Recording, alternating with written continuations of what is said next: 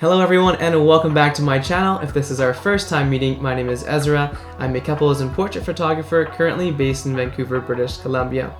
For today's video, I'm editing some of your photos. Last week I put a story on my Instagram asking if you had any photos that you would like me to edit.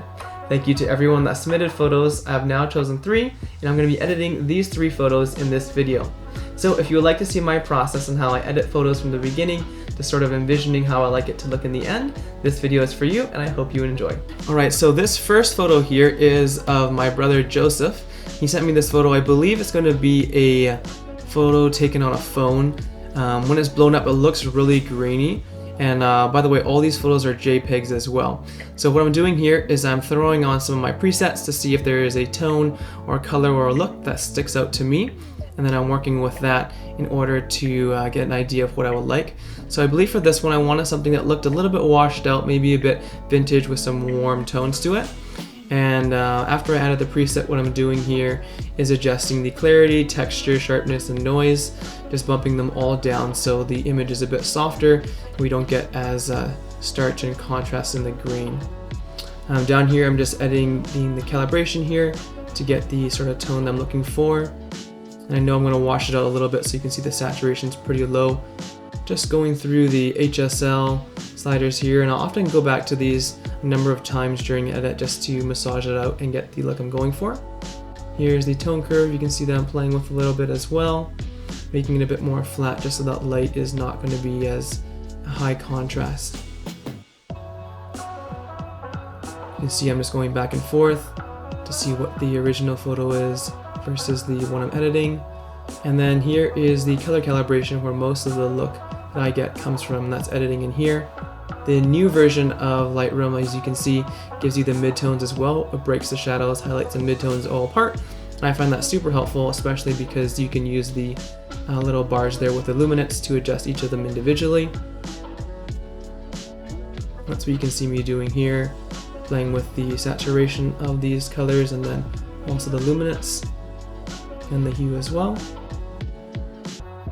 I'm sort of getting the look I'm wanting here. I'm just playing with how much green I want into it, along with the yellowy orange. Here's a side-by-side view of what we've got so far.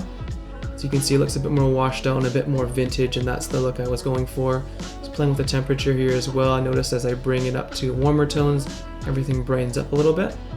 It's a bit too soft, so I'm bringing the noise calibration down. Doing some spot removals here quickly. It's a really handy tool. Here we're adding some gradual filters. I really want to sort of give the impression that the light's coming in from the window on my brother's his right side. So I'm just adding some darkness and some shadows to do that. So I'm just adding it over his face here. I'm just going to take the brush, the erase tool here, as you can see, and just erase it around from his face there.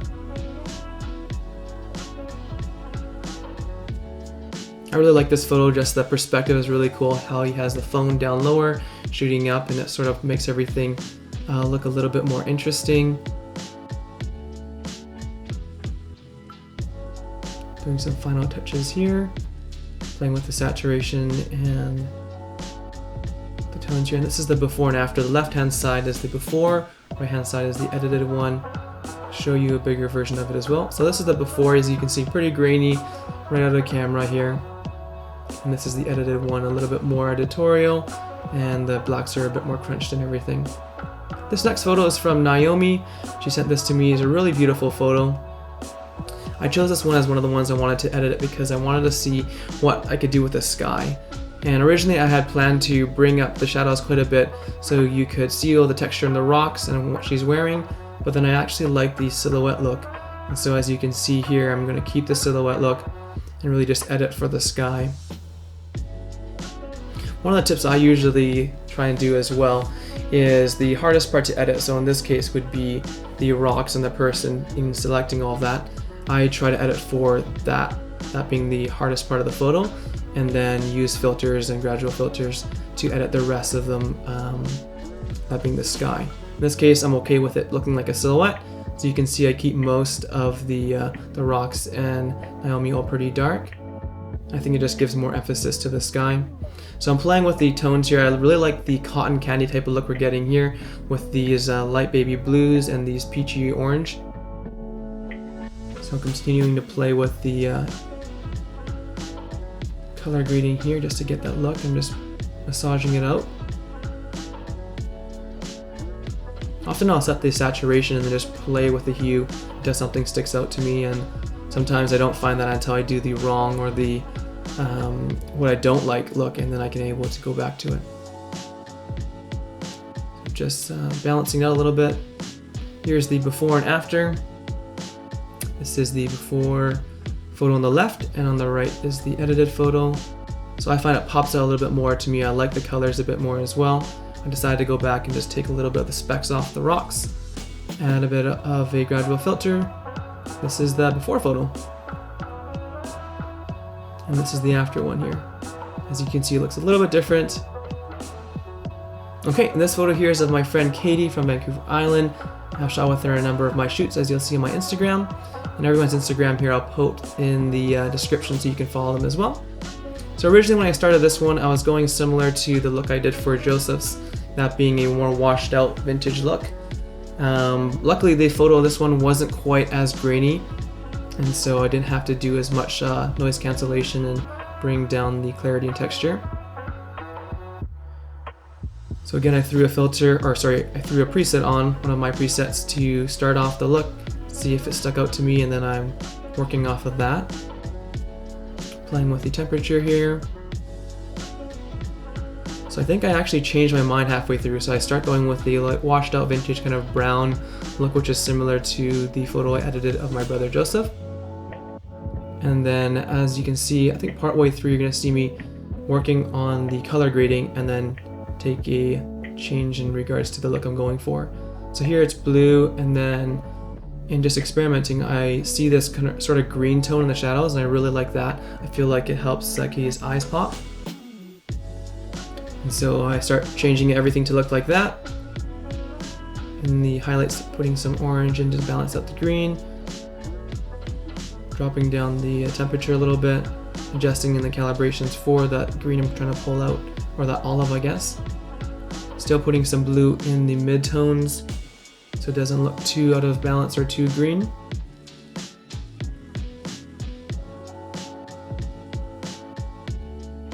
Adjusting everything a little bit here as well. I think there's a beauty dish or some type of light striking Katie from my right side and your right side, so her shoulders and light is pretty bright, and so you're going to see me working with that as well to try and make sure it doesn't look too high of a contrast. There we go, that's the look we're going for. So still wanted a bit of a vintage look, but I'm going to add more of a green olive into the shadows. I think that looks really good. Doing a little bit of corrections on the wall just for some bumps. And then some freckles on her skin here. I'm just lightening the freckles a little bit. So they're still there, but just not as noticeable. And straightening and balancing it, cropping it a little bit just so I don't see her thumb. I feel like it's distracting. I want everyone's eyes to immediately go to her face and to her eyes. So I'm just playing with this a little bit before I crop it down. Here we go. Again, adding some gradual filters here. Just helping to add some shadows so that the viewer's eyes are immediately drawn to where I want it to be, and it makes it look a little bit more dynamic. Adding a radical filter here on her face. Then I believe I'm going to zoom in here, yeah, and I'm going to edit for her eyes here. So it's a little bit washed out. So I'm just painting onto her iris here. It looks really bright, but I'm just going to change all that in a second.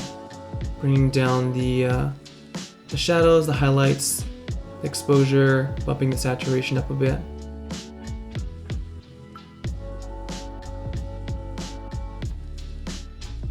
Just brushing that. There we go, and so there it is. Left is the unedited, right is the edited photo. Again, there it is, the unedited photo here, and then after edited. Alright, those are the 3 photos that I chose to edit for this video. Thank you to everyone again for submitting photos. Special thank you to Joseph, my brother, to Naomi, and also to Katie for these 3 photos that you see in the video. You can see their Instagrams linked below. Speaking of Instagram, if you're not already following me, you can follow me at Ezra Tsai Photography. I post there on a regular basis, and you can keep up to date with what I'm doing on my story as well. If you have any questions about what you saw in this video or any comments, you can leave it in the comments and I'll be happy to respond there. If there's something you'd like to see in a future video, please comment it below as well. And until next time, make new friends and shoot them. Bye-bye.